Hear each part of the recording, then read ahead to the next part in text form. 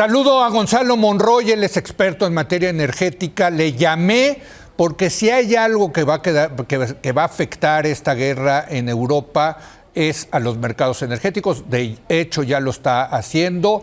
Gonzalo, ¿cómo estás? Muy buenas noches. Mi querido Leo, muy buenas noches. Fíjate que el otro día escuchaba a un experto en energía como tú y que decía que la energía en Rusia, decía, is too big to sanction, ¿no? Utilizando esta famosa frase de it's too big to fail, como en 2008-2009. Aquí decía, energy is too big to sanction. En español no sé cómo traducirlo, pero es imposible sancionar al sector energético ruso por el tamaño y la importancia que tiene, Gonzalo.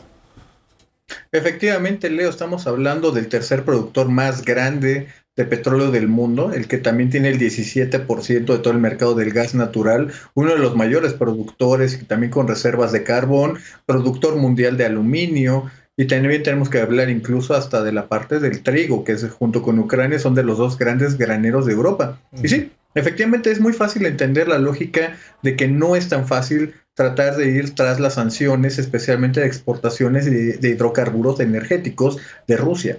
Hoy, para dar una idea, 40% de la energía o del gas natural que llega a Europa llega precisamente de Rusia. Hemos visto justamente la dependencia de Alemania con sus grandes planes de transición energética ser rehén de la política gasista de Vladimir Putin. Eso Así que me rebasa, te voy a decir, Gonzalo, que los alemanes en un movimiento que hicieron los verdes, muy popular, de decir cerremos las centrales nucleares después del accidente en Japón, se hayan vuelto dependientes de los rusos. O sea, antes dependían de la energía nuclear, ahora dependen de los rusos. Híjole, mala decisión.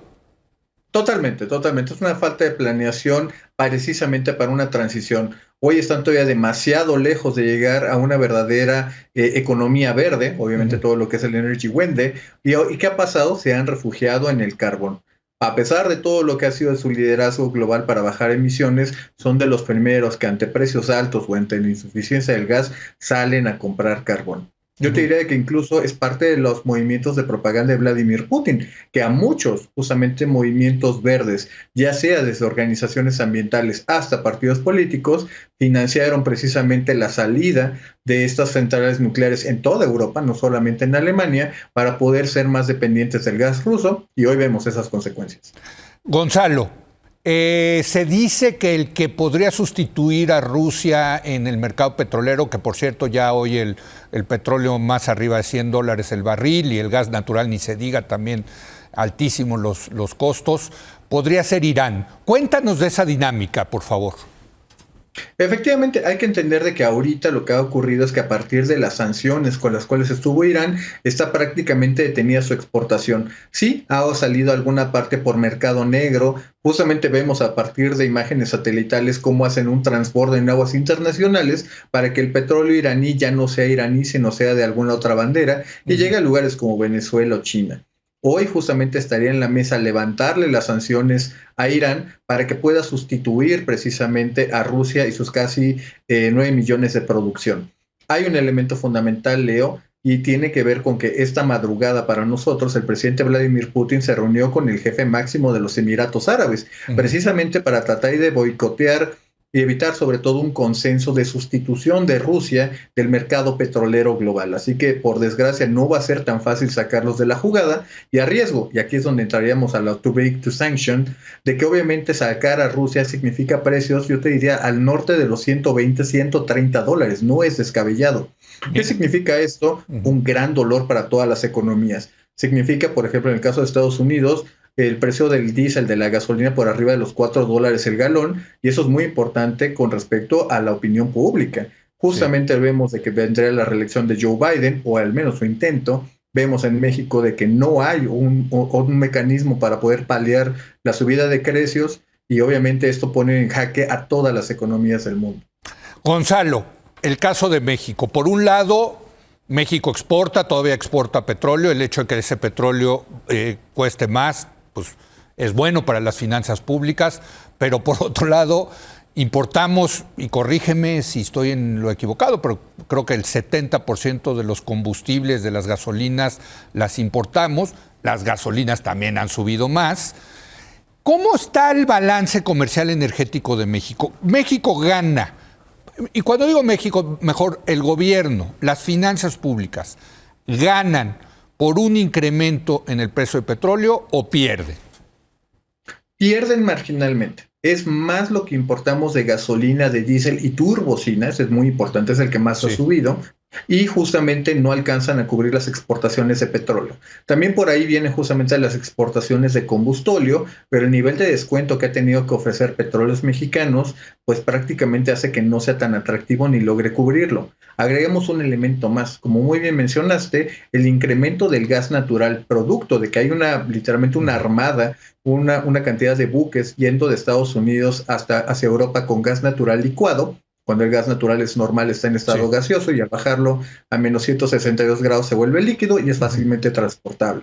Hemos visto justamente que ese precio en Norteamérica ha aumentado, y eso te lo puedo ir adelantando, Leo, le va a subir el precio de la generación a la CFE, y por ende también van a subir al menos el costo de la generación eléctrica en medio de la discusión de la contrarreforma que ha mandado el presidente López Obrador.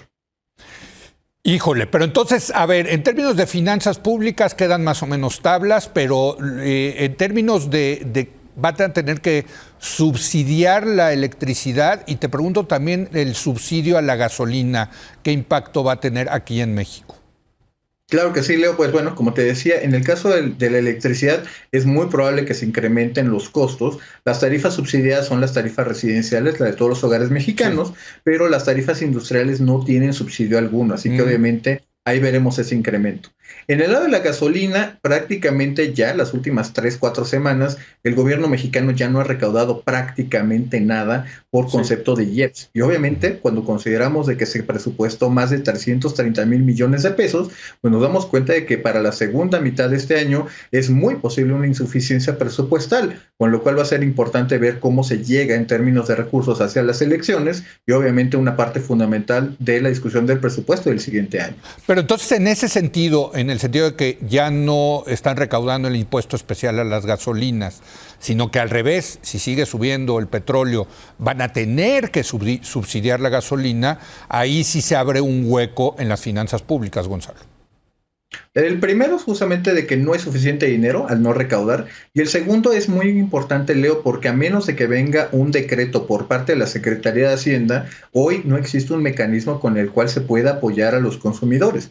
Déjame adelantarme en esto. En la forma en que hoy se recauda el IEPS es prácticamente no lo pagan los usuarios en la bomba o en la gasolinera, lo pagan los distribuidores, los importadores, ya sea en el punto de importación o a lo mejor a la salida de la refinería o de la terminal de almacenamiento, y entonces son ellos los que financian, pagan por adelantado el IEPS que van recuperando con la venta de gasolina. Si hoy el gobierno quisiera dar algún tipo de subsidio, quienes hoy lo captarían serían estos grupos gasolineros, que no necesariamente no estarían obligados a transmitírselo a los hogares mexicanos. Uy, interesante, interesante. Pues Gonzalo, te seguiremos molestando para seguir analizando el tremendo impacto que va a tener esta guerra en los mercados energéticos. Gracias, Gonzalo. Por supuesto, Leo, te mando un enorme abrazo a ti y a todo tu público. Gracias a Gonzalo Monroy, gracias a usted por habernos acompañado. Yo lo espero mañana en punto de las 10:30, cuando otra vez sea la hora de opinar. Aquí nos vemos.